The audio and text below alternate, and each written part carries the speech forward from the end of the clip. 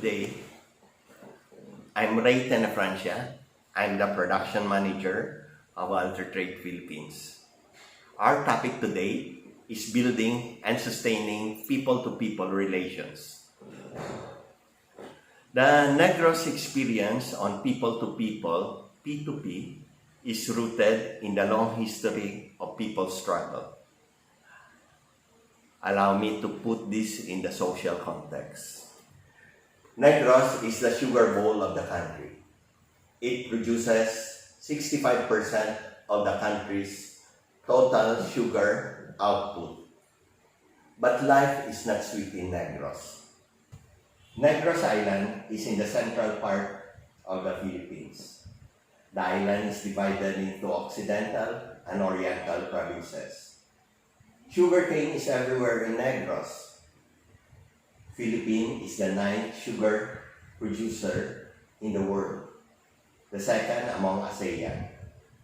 Of the 28 sugar mills in the country, 13 are in Negros. Sugar planting was introduced by Arab traders more than 2,000 years ago, at first in Mindanao, eventually reached the Visayas.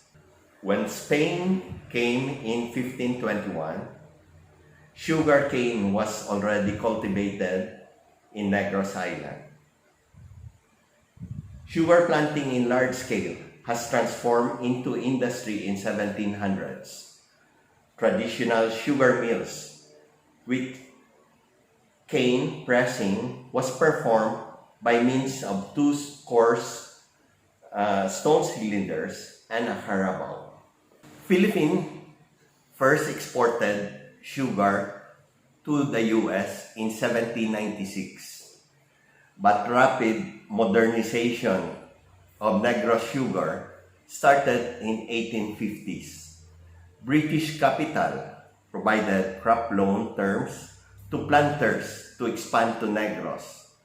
The migration of sugar planters from Panay Island transformed Negros into a sugar island. Prosperity flowed to Negros. As a U.S. colony, sugar was granted vast access to the U.S. market.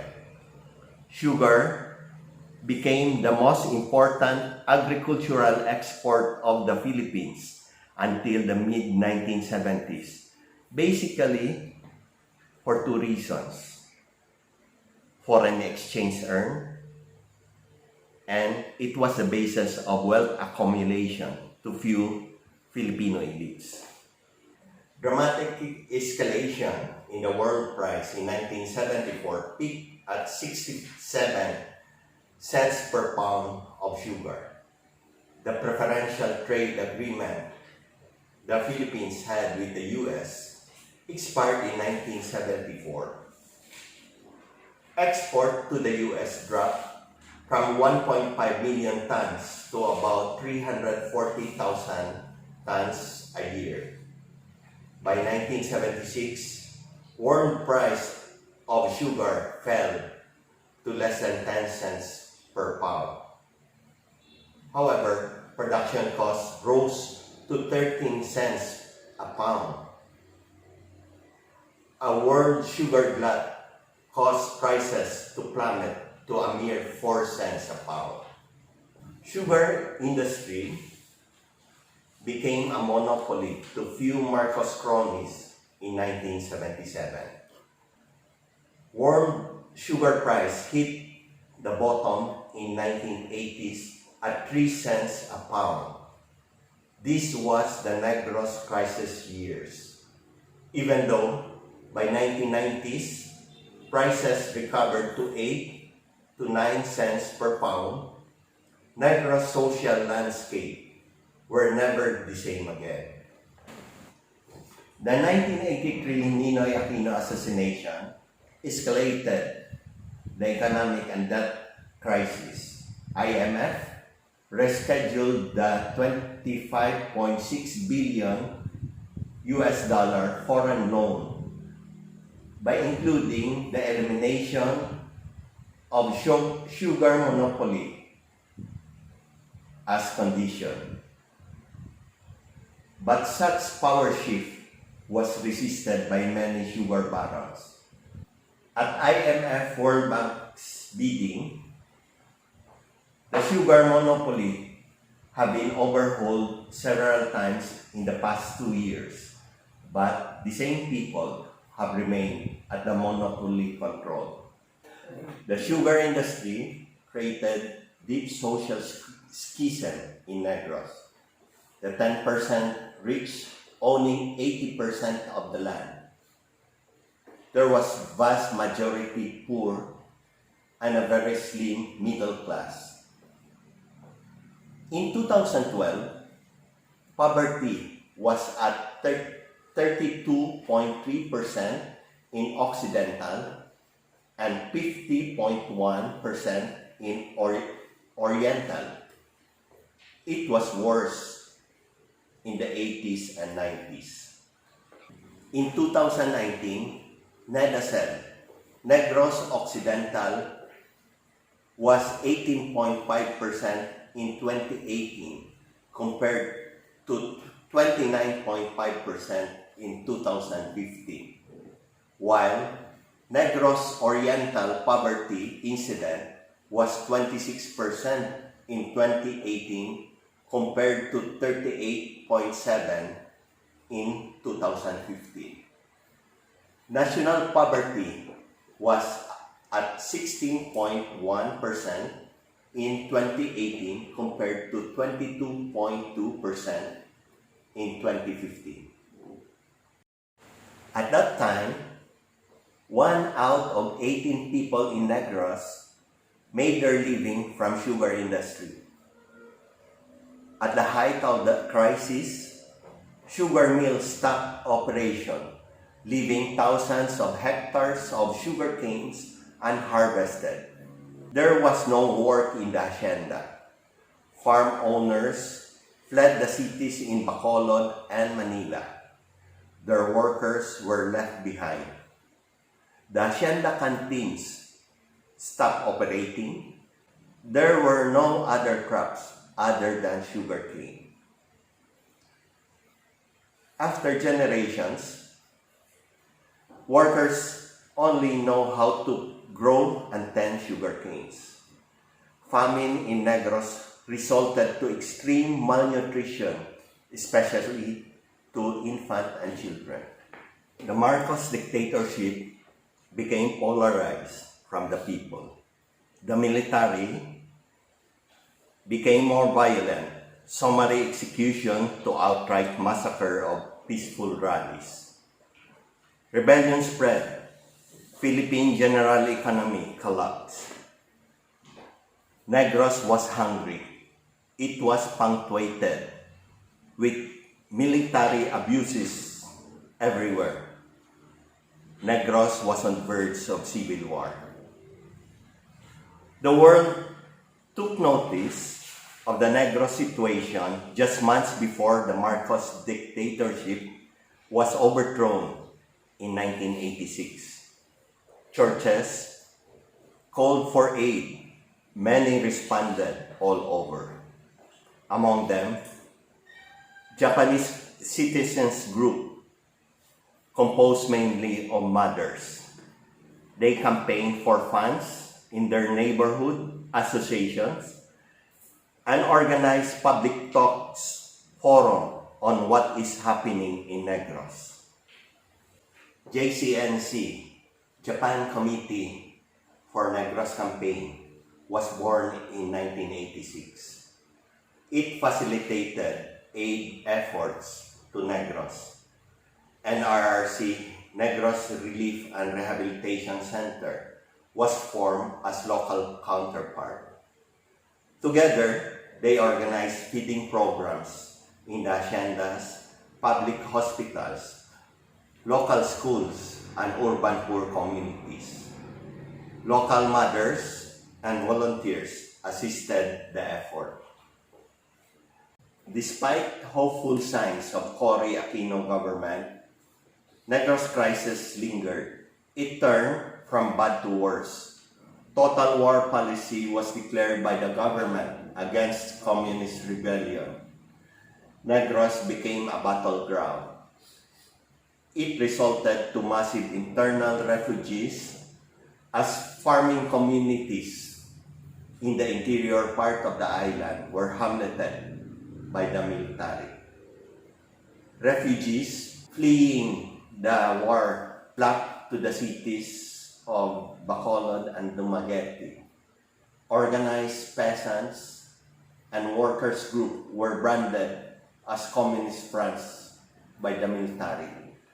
The relief and rehabilitation effort was not spared from harassment, but JCNC and many more citizens groups expanded support further to bring back the lives of the people affected. The several roundtable talks between JCNC and Negros groups realized that aid could not go on forever. NCPD, Negros Council for Peace and Development, was established in 1986 as consortium of more than 20 people's organization and NGO working on social development. NCPD was the center for the socio-economic initiatives of the many development institutions and organizations. NCPD created Tuburan as the Agricultural Research Center. Altertrade was created and mandated to develop the marketing of the people's product. NCPD worked closely with NRRC and JCNC, whose work have expanded later not only to the hunger issue, but also to address the internal refugee due to intensification of the government's total war policy in the late 80s and 90s. Altertrade initiated many domestic marketing activities since 1986. Masubado Sugar breakthrough with the Japanese consumers cooperatives in 1987. This established the people-to-people trading. Later, in 1988, Mascubado entered Germany and Switzerland in the alternative trading markets. For every kilogram of Mascubado sold in Japan, corresponding Japanese yen was contributed by the consumer to the Self-Reliance Fund, SRF. This was managed by NCPD. The fund was used to strengthen the livelihood and other economic endeavor of the communities through the different associations. SRF, however, did not accumulate fast enough as it originally hoped it would. It was proposed that bananas could be a commodity that the cooperative members could like. After several taste tests, Balangon was chosen in 1989. After the first 4 export failures, Balangon was enjoyed by the consumers. This was with Green Co-op in Fukuoka, Japan. This cemented people to people. The accumulation of SRF later was transferred to every kilogram sale of Balangon bananas in Japan. Balangon is a green native variety initially found in the forest surrounding Mount Canlaon in Negros. Unlike the conventional Cavendish, banana is natural, pure variety, while Cavendish is a creation of several varieties mixed. Today, Balangon trading is 31 years old.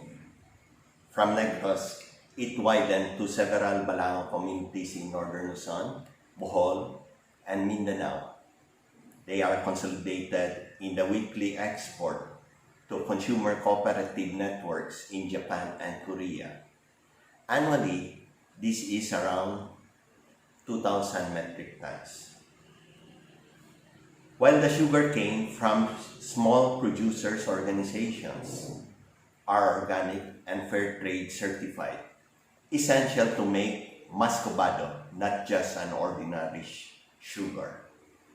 Muscovado today is in Europe, North America, Asia, primarily in the fair trade and organic market. Sugarcane workers have won their land. From the long years of struggle, they have been awarded their land titles. They chose not to parcel out the lands into small pieces, but rather maintain a collective management because producing sugarcane is a crop on scale to be profitable. Sugar workers' organization evolved from socio-political, primarily land struggle, into socio-economic. They are involved in the strengthening of production, productivity, social entrepreneurship, and community development. The sugarcane SPO, aside from income derived from sugarcane sales, have earned them fair trade premiums from the sale of Muscovado sold in the international fair trade market system because they are both certified organic and fair trade producers. Unlike sugarcane farm workers, farmers involved in Balangon are family-based. Farmers learn to appreciate the need for organization.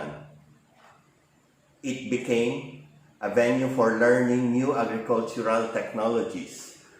Their organization made them adept to management, to venture to entrepreneurship, that is managing community store, self-monitoring of members' farms, and consolidator agent of farm produce and others. People to people prove that small farmers, given awareness to the market requirements and given appropriate guidance, could deliver quality farm products that satisfy market expectation. During the total war conflict years in Negros in 1990s to early 2000s, Balangon operation provided livelihood to internal refugees that fled the countryside to the urban centers in Bacolod and Dumaguete. The packing centers employed them as packers. Diversified crops, rice, corn, vegetable, fruits, and others have expanded year by year. They supply farm products for the domestic marketing activities under the Box Home Delivery System Initiative. This is, however, only in Bacolod. Emergence of community leaders from the ranks of sugarcane workers and farmers lead the day-to-day affair of the association. Participation in the local governance of their villages and the Municipal Development Council. They have gained recognition that provincial and municipal local government units and national government agency took notice. Adoption to more environment-friendly agriculture is expanding as more and more communities and farmers are shifting back to natural or organic farming. Balangon, people to people, have more meanings beyond fighting poverty. It is contributing peace between Muslim and Christians in Tupi, South Cotabato.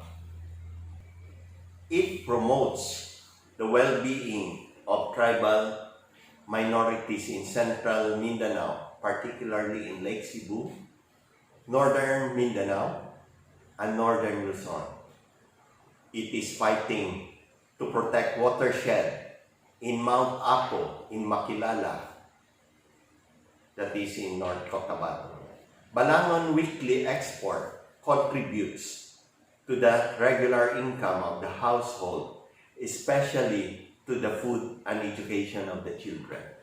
The stable market established by P2P in Japan and Korea are significant to stable trading between the small farmers and organized consumer abroad.